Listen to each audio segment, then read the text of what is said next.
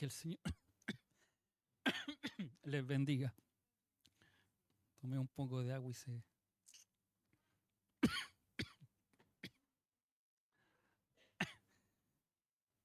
Quiero invitarlo a abrir sus Biblias en el Salmo 37.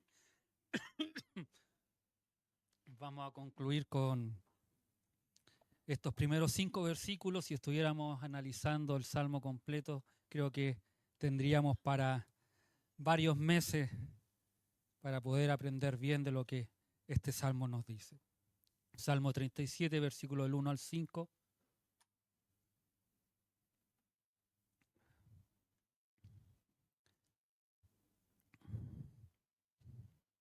Salmo 37, versículo del 1 al 5. Si lo ha encontrado, lo invitaré a que se ponga en pie y le daremos lectura en el nombre de nuestro Señor Jesucristo.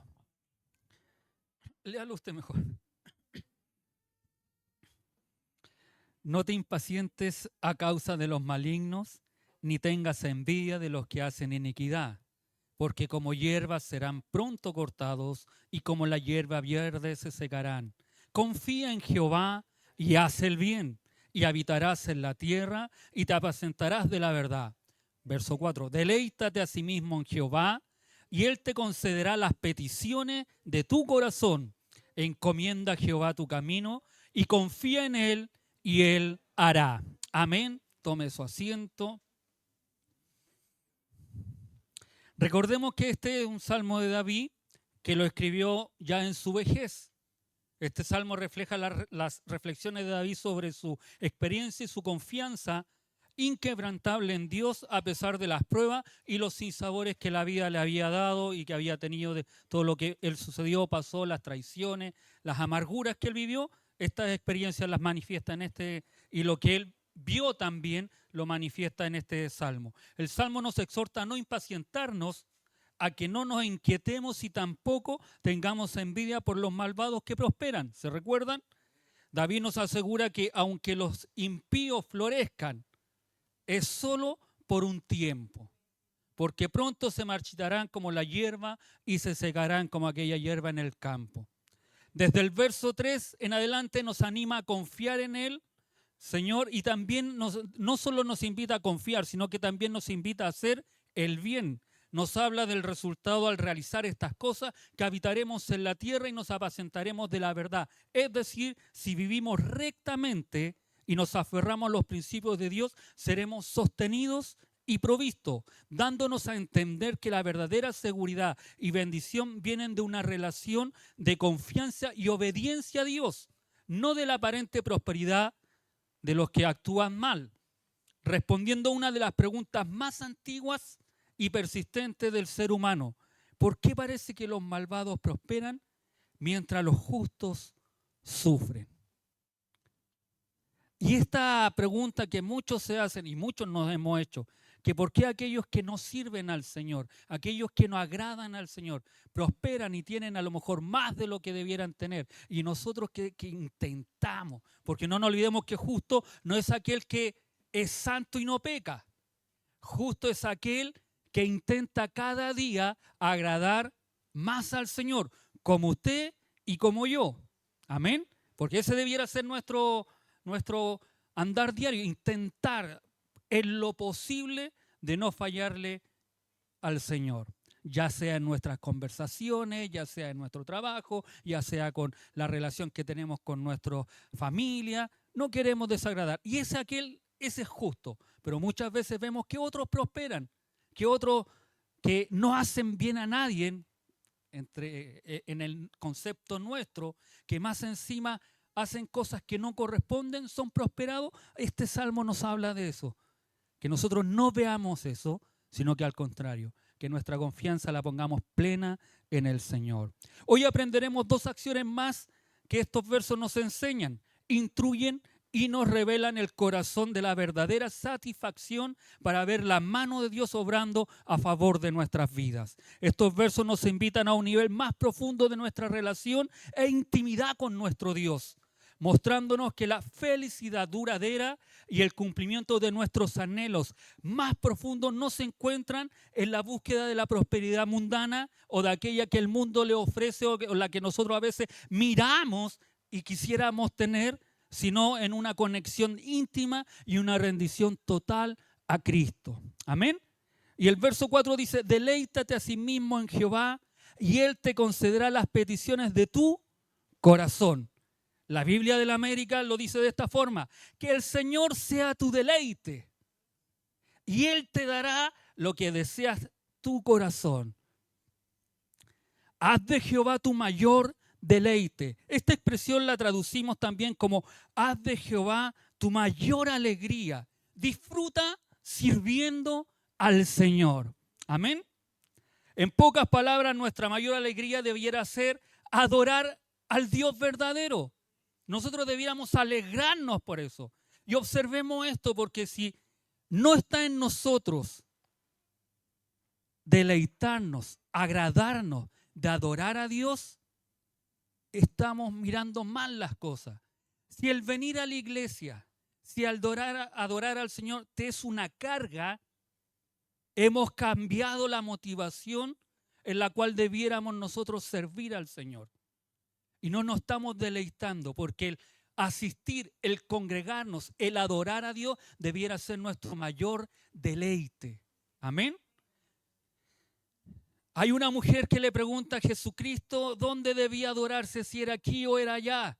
Y Jesucristo le dice que Él no anda buscando si era en este monte o en otro monte, sino que anda buscando verdaderos adoradores que le adoren en espíritu y en verdad. No importando el lugar, no importando la ciudad, no importando la nación, sino que sea en espíritu y en verdad. Y en eso se deleita, y en eso debiéramos deleitarnos nosotros, y el Señor también se deleita. En otras palabras, se nos está diciendo que nos regocijemos en el Señor, que encontremos placer en estar en su presencia y que nuestra alegría provenga solamente del Señor. Y en esto nosotros debemos tener cuidado, porque a veces nos da más alegría ver una serie, ver una cosa, un partido, más alegría que adorar al Señor. Ahí nosotros tenemos que analizarnos y decir, no, mis principios están siendo cambiados y estoy mal en aquello. Mi deleite no debiera estar en aquellas cosas, sino que mi deleite debiera estar en el Señor. Amén. Esto no es una sugerencia opcional que da David, sino que es un mandato divino. Nosotros debemos deleitarnos, regocijarnos en Él. Pablo dice, y nuevamente le digo, regocíjense en el Señor. Es importante destacar que el deleite en Dios no es un fin en sí mismo, sino que conduce a algo más significativo y beneficioso en nuestras vidas. El que usted se deleite, el que usted se agrade en el Señor, al Señor le puede dar casi lo mismo, pero los beneficiados de deleitarnos en el Señor vamos a ser nosotros. Amén. Cuando nos deleitamos en Dios, reconocemos su grandeza y su amor por nosotros. Nos damos de cuenta de que Él es el dueño de todo lo que tenemos y de que todo lo que somos le pertenece al Señor. Amén. El deleite en Dios nos permite ver nuestras vidas y circunstancias a través de los ojos del amor de Dios, lo que nos da una perspectiva transformadora en nuestras vidas. Si yo no me deleito en el Señor, es muy difícil que me pueda deleitar en las cosas que tenemos.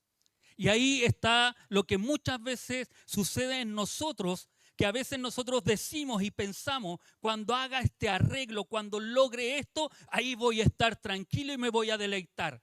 Y logramos aquellas cosas, logró comprarse el auto, logró tener la casa, logró cambiar a lo mejor el televisor por un plasma de 64 pulgadas, y ahora está contento con eso. Pero cuando uno se deleita en las cosas materiales, después nuestro corazón dice, necesito otra cosa más.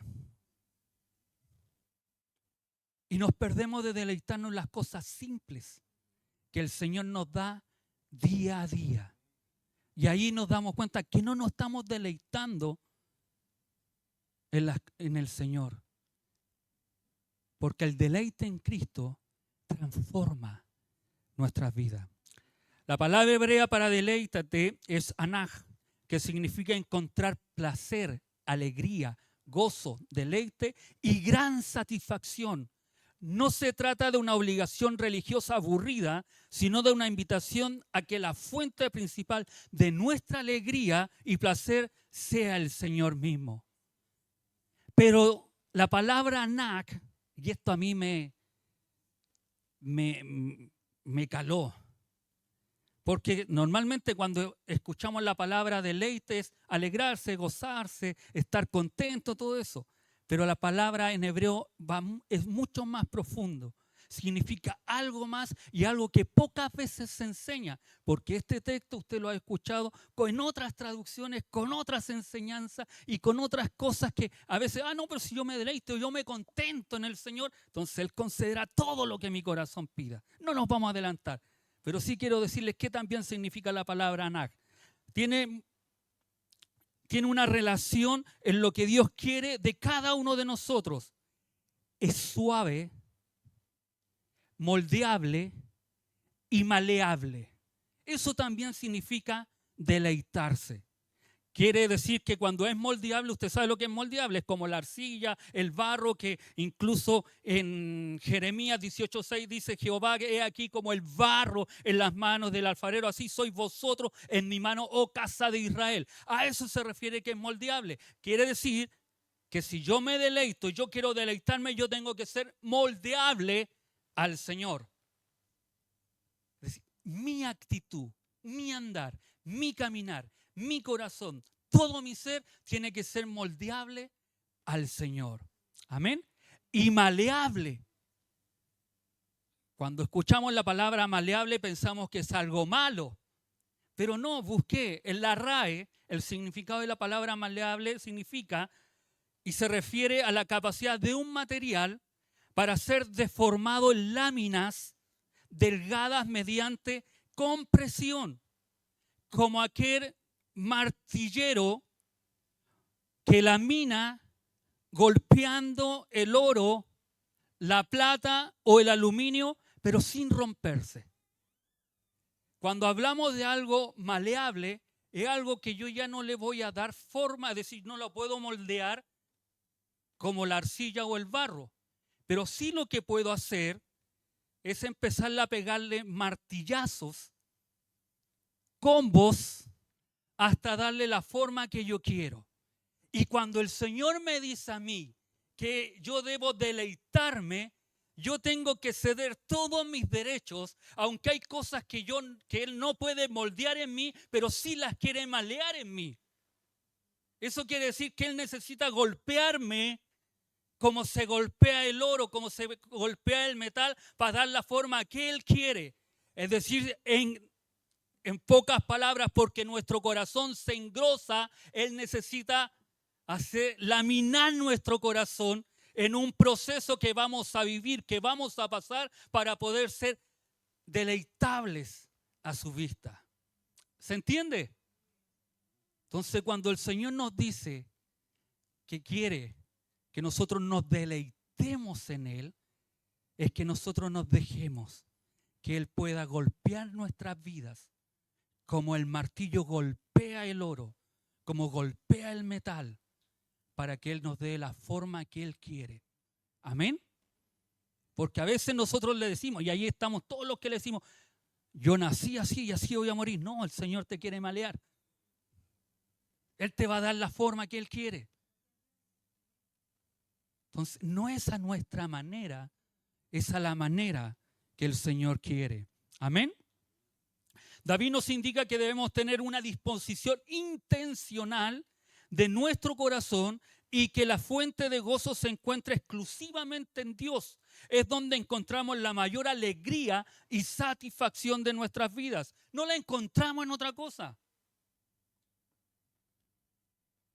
Las otras cosas son temporales y son momentáneas. Y cada uno de nosotros las hemos vivido, esos pequeños deleites o gozos, pero en cosas materiales que duran un suspiro, que duran una noche.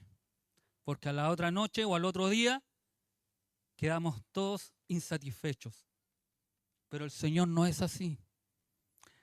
La fuente principal de nuestro placer, alegría, satisfacción y contentamiento no son las circunstancias externas, las posesiones materiales, el éxito personal o la aprobación de los demás, sino nuestro gozo está centrado en la persona de Dios mismo. Y esto es importante porque cuando nosotros centramos en otras cosas, nos sentimos insatisfechos. Que todos te aplaudan, eso es momentáneo. Porque si estamos fijados en eso, el día de mañana que alguien hable mal de ti, te vas a derrumbar. Te vas a caer.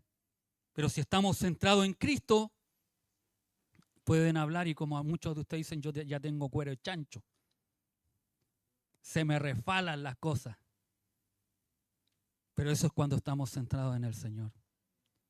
Pero cuando nos centramos en nosotros mismos, en nuestros egos, en nuestras emociones, en lo que nosotros queremos lograr, cualquier cosa nos debilita.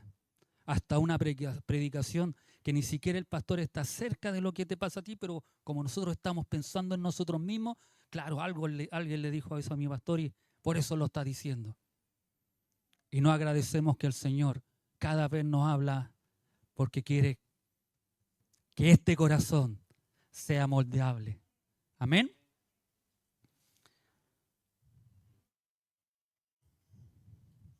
A través de eso disfrutamos de su presencia, a través de que nosotros nos deleitamos, disfrutamos de su presencia, porque hallar deleite es pasar tiempo con Él a través de la oración, la adoración, la meditación de su palabra y la comunión con nuestros hermanos. Eso es un deleite, disfrutamos de la presencia del Señor en comunión. Es anhelar la cercanía del Señor. Y sabe que David lo dice en una sociedad, en un tiempo en que él no podía acercarse como tú y yo podemos acercarnos al Señor. Él llegaba hasta el palacio y llegaba hasta ahí y podía ofrecer el holocausto o el sacrificio. Pero eran los sacerdotes que disfrutaban de la cercanía con el Señor. Disfrutaban ellos. Él solamente tenía que mirarlo desde atrás. Pero hoy tú y yo podemos disfrutar de esa cercanía, deleitarnos en la obra de Jesucristo, en lo que Él hizo por nosotros y tenemos entrada directa para estar con el Padre, para estar con el Señor. Deleitarse es valorar su carácter, maravillarse y encontrar profunda satisfacción en quién es Dios, su amor incondicional, su fidelidad inquebrantable, su justicia perfecta, su sabiduría infinita, su poder soberano, su santidad y aún más disfrutar de la gracia que Él nos da día a día, porque si no fuese así seríamos consumidos. Pero podemos deleitarnos en que día a día Él nos da la oportunidad de poder ir a su presencia y buscar su rostro. La palabra de Dios nos invita a que nuestra actitud debe ser activa y consciente. No es pasiva, ya que nosotros no debemos esperar a que Dios nos haga sentir bien como si fuera una emoción. Es una elección activa y una disciplina espiritual que tú y yo debemos realizar.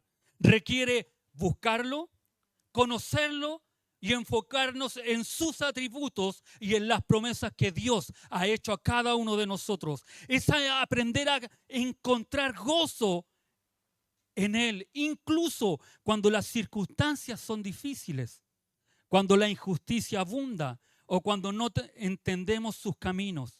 Es un gozo que trasciende todas las situaciones que tú y yo podamos estar viviendo o pasando.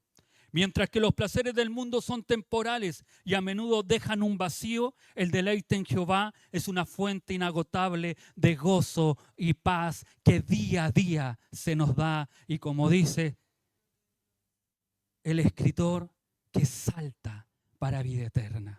Amén.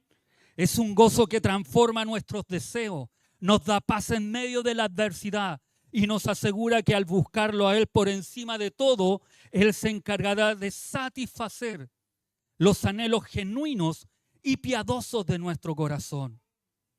Para poder comprender de buena manera la segunda parte de este verso 4, debemos aclarar algo que es fundamental y que lamentablemente hoy se manipula por falta de entendimiento o conocimiento o simplemente por personas inescrupulosas que quieren sacar provecho. ¿Cuál es la segunda parte? Se dirá usted. La frase deleítate en Jehová.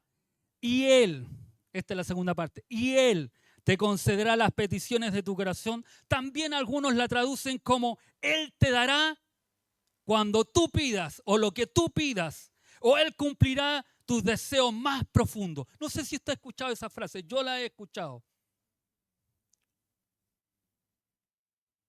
Pero si ahí dice eso vos, pastor, que si yo me deleito en Jehová, Él cumplirá los deseos de mi corazón. Entonces, ¿por qué usted está diciendo otra cosa? Suena de una forma hedonista, ya que se malentiende como una búsqueda de placer y satisfacción. Sin embargo, hay una diferencia crucial y fundamental. Para los que no sabemos lo que significa el hedonismo, esta es una corriente filosófica que sostiene que el placer es el objetivo principal y el bien supremo de la vida humana. Cuando nos digan, cuando yo quiero sentir el placer, el gozo, la alegría en mi cuerpo, los deseos carnales que muchas veces nosotros anteponemos antes de la búsqueda de Dios, yo estoy siendo hedonista. Porque quiero satisfacerme yo y no al Dios de Israel. Amén.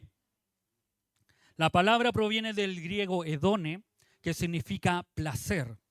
A lo largo de la historia han existido diferentes escuelas hedonistas. Las más conocidas son los cirenaicos y los epicureos. El primero plantea que la felicidad y el propósito de la vida se encuentra en la búsqueda y experimentación del placer, ya sea de forma inmediata y sensorial, sin preocuparse del futuro. Ellos no se preocupan, ellos da lo mismo lo que venga mañana, hoy tengo que disfrutar. Y el mejor disfrute para ellos es el que los deseos de la carne.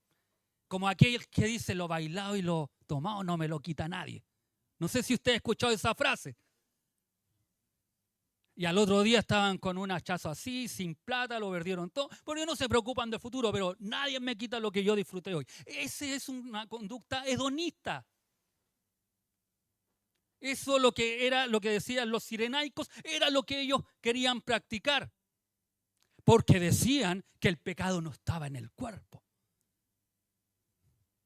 Eso es para hacer estudios bíblicos, pero cuando hagamos esos estudios ustedes no se los pierdan, porque van a aprender muchas cosas que desconocemos y que hoy muchas cosas se están practicando en el mundo. Y estaban los epicureos, que ellos decían también que debían practicar o debían tener ese placer, pero de una forma más serena y duradera a través de la tranquilidad y la ausencia del sufrimiento. Es como aquellos que usted le dice de repente, si usted es cristiano no puede sentir dolor porque usted es un hijo de Dios. Mire las cosas que están enseñando. Declare en su vida. ¿Está enfermo? No estoy enfermo. ¿Tiene necesidad? No tengo necesidad. Porque Dios va a proveer de todo. Porque Dios va a cumplir los deseos de tu corazón. Ay. Aleluya.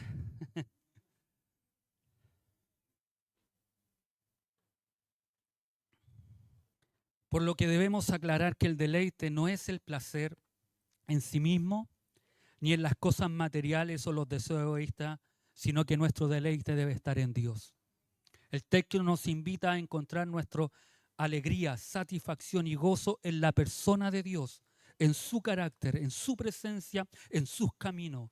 El deleite en el Señor es consecuencia de la relación, confianza, adoración y sumisión que tenemos en Él. Es un gozo que surge de la comunión con Dios y de reconocer su soberanía y bondad en cada uno de nosotros. No es un placer egoísta, sino uno que alinea nuestros deseos con los suyos.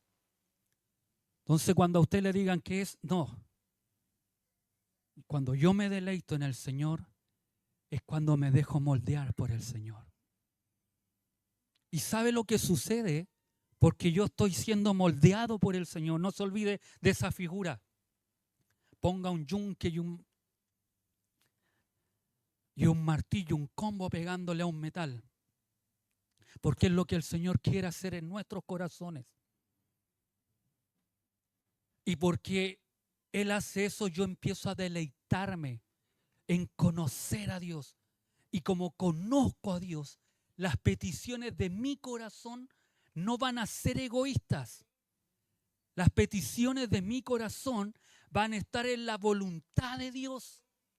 Cambia completamente el enfoque cuando explicamos la primera parte de este verso y lo que realmente significa deleitarse en el Señor.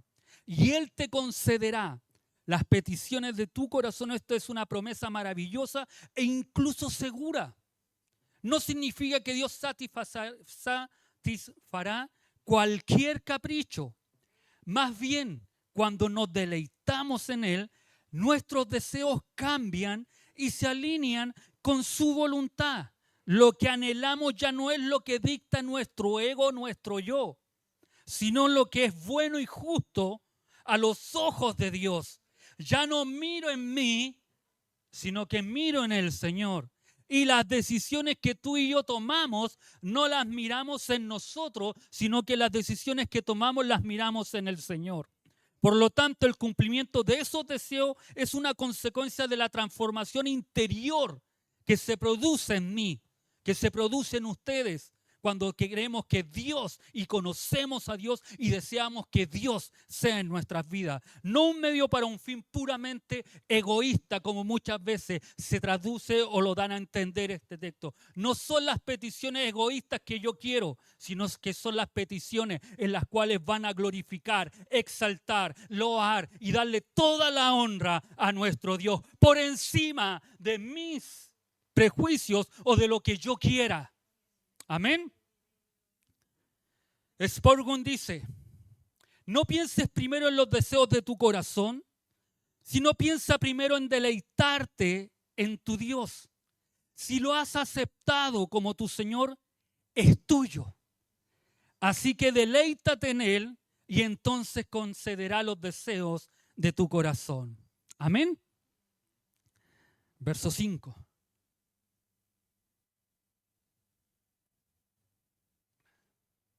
Hace calor. Encomienda a Jehová tu camino y confía en Él, y Él hará. La palabra original en el hebreo es galak, que literalmente significa hacer rodar o arrojar. Y quiero que piense en una carga pesada que llevamos sobre nuestros hombros. Y luego la hacemos rodar o la arrojamos sobre alguien más. No sé cuántos de ustedes a veces toman un saco de papa. Bueno, yo sé que acá los hermanos son forzudos y que 25 kilos para ellos no son nada.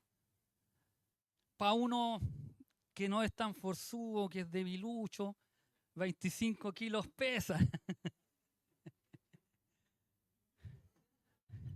Si yo le digo al hermano Esteban puede tomar de 2 sacos. Yo de un saco y ahí quedo pidiendo ayuda. Giovanni, David, Daniel, ayúdenme, digo. Pero véanlo en mí. Un debilucho como yo. Con un saco de 25 trayéndolo al hombro.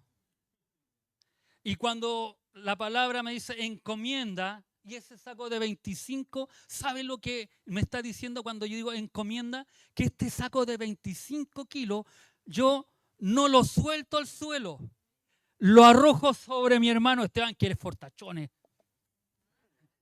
hace pesa y va al gimnasio. Arrojo sobre él aquella carga que traigo. Eso es encomendar.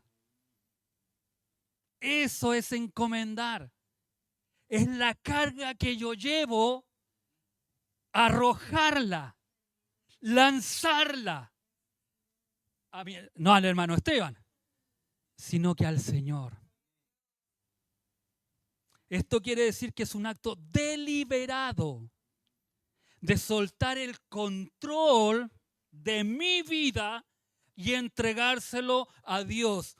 Todo aquello que nos preocupa, que nos agobia o que intentamos manejar con nuestras propias fuerzas, esto incluye nuestros planes, nuestra familia, nuestros sueños, nuestros miedos, nuestras ansiedades, nuestras relaciones, nuestra carrera, nuestra salud y el rumbo general de nuestra vida es encaminarla en el Señor. Eso es lo que está diciendo cuando dice, encomienda a Jehová tu camino, arrójale tu vida.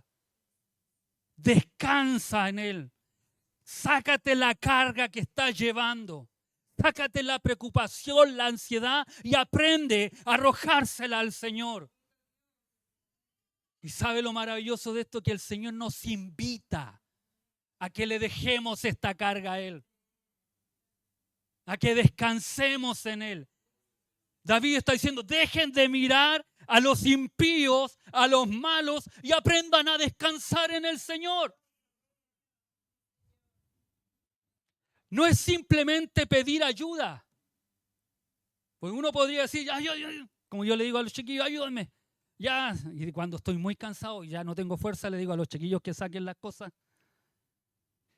Pero no es pedir ayuda, sino es transferir la responsabilidad de cómo se resolverá o cómo se dirigirá ese aspecto en nuestra vida al hacerla rodar o arrojar sobre Dios. Implícitamente estamos declarando nuestra confianza absoluta en el que Él lo manejará mejor de lo que nosotros podríamos. Amén. ¿Cuántas veces nosotros hemos querido tomar nuestras soluciones, tomar nuestros acuerdos? Nosotros somos los resolutivos y el Señor nos está diciendo, no seas tú. Deja que el Señor sea. Creemos que Él tiene la sabiduría, el poder y el amor para dirigir nuestros pasos, resolver nuestros problemas, cumplir sus propósitos en nuestras vidas y hacer justicia. Cuando tú y yo encomendamos al Señor nuestros caminos, estamos confiando en que Él va a realizar cosas a favor nuestro. Este verso nos invita a dejar nuestras ansiedades en manos de nuestro Creador, ya que tengamos confianza en que Él siempre nos guiará por el sendero correcto. Cuando encomendamos nuestro camino a Jehová, nos liberamos de la preocupación y la angustia, que son emociones muy comunes en nuestros tiempos difíciles en los que vivimos. ¿Cuántos de nosotros a veces pasamos angustiados, depresivos, pensando en cómo voy a solucionar aquel problema o aquella dificultad? Y Dios nos invita.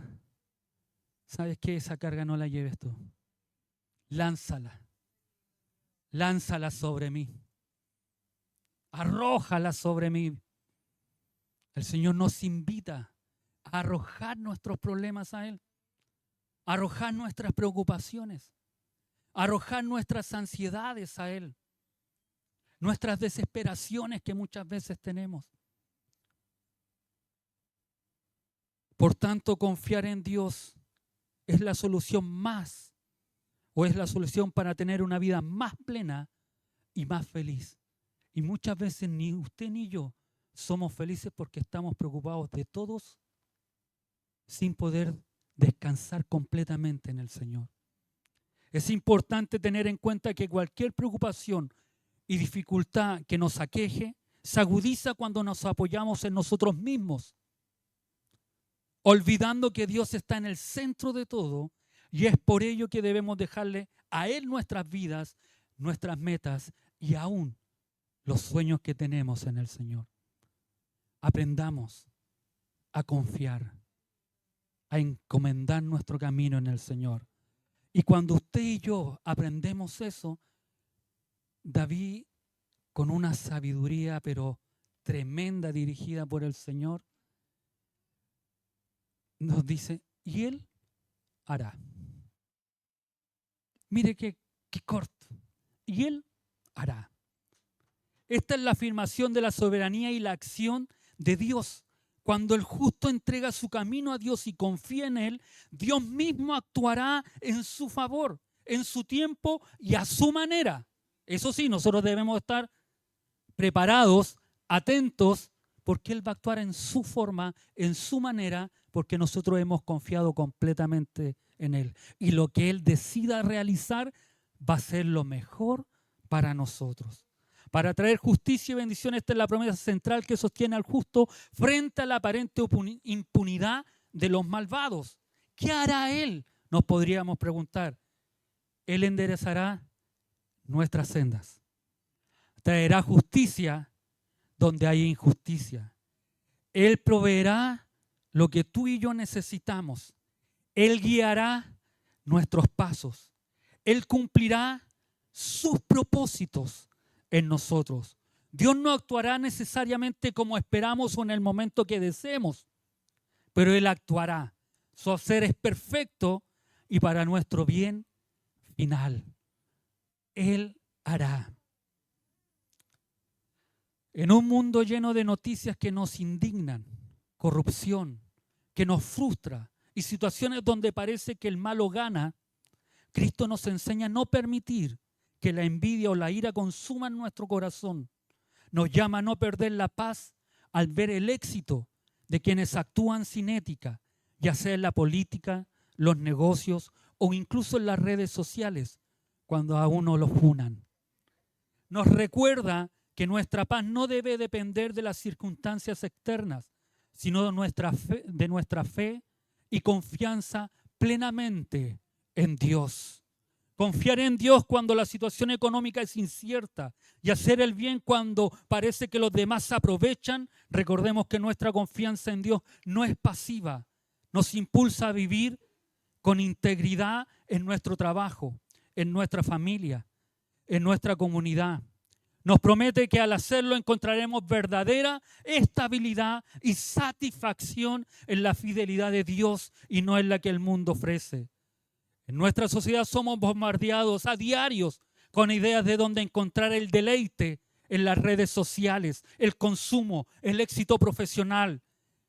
Este verso nos redirige que donde esté nuestro mayor gozo debe ser en las cosas de Dios y no en las del mundo.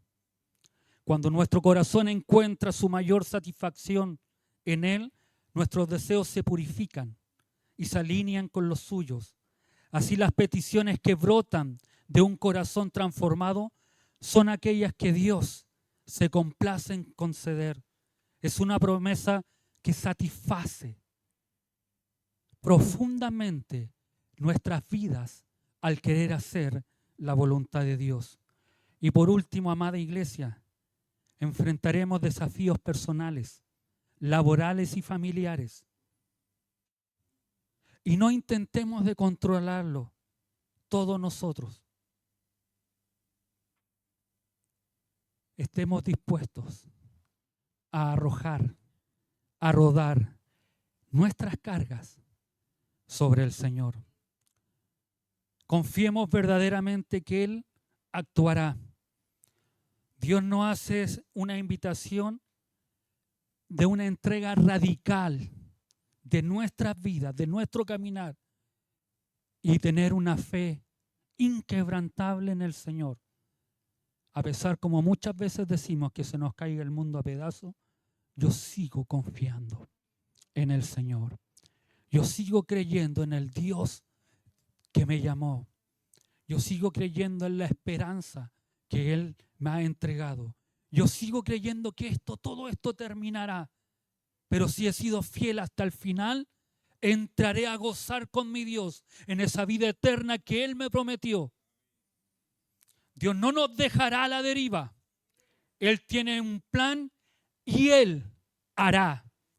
No sabemos cómo ni cuándo, pero de una cosa sí puedo estar seguro, que cuando Él intervenga, cuando Él lo haga, será perfecto. Porque al Dios que sirvo, al Dios que alabo, al Dios que agrado, al Dios que intento día a día seguir y servir, es el Dios creador de todas las cosas y que hace todas las cosas en perfección.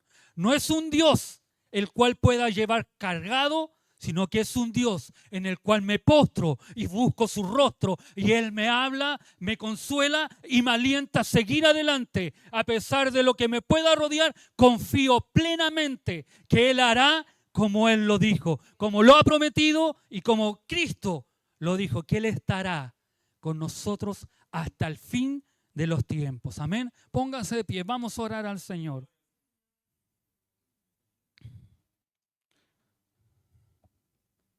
Vamos a pedirle a nuestra pastora Fabi que nos lleve.